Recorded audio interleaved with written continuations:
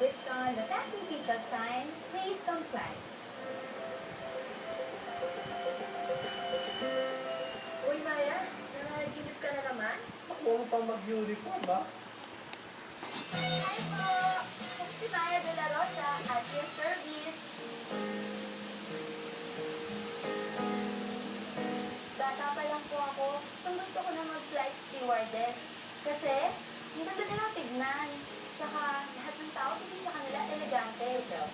The fasten can be pushed and together. Nangangarap ka kasi malaki ang pera dito. Nangangarap ka kasi may prestige rito. Maaari pala nilang pangarapin lumipad at the same time ay magkaroon ng mga privileges na madala ang pamilya at mga mahal sa buhay ng libre at maisakay sa aeroplano at madala sa iba't ibang bahagi ng bansa at daigdig.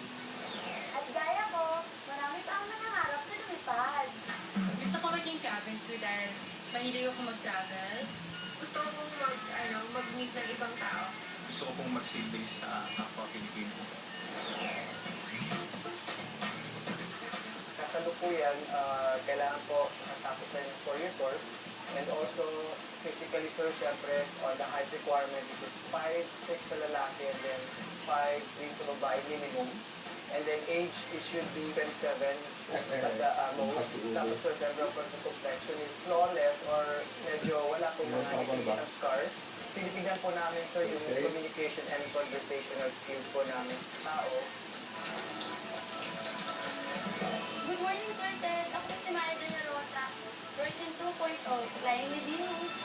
Oo nga. Now, Sir Ted, kanina po ako sa training to. Salvi? Kamukha niyo po pala si Sir Chin? In fairness kay Maya de la Rosa version 2.0 ha, buo talaga ang loob niyang matuto para maging world-class stewardess na mas kilala ngayon sa tawag na flight attendant o cabin crew. Ano nga ba ang dapat Akala ka ng naman. mga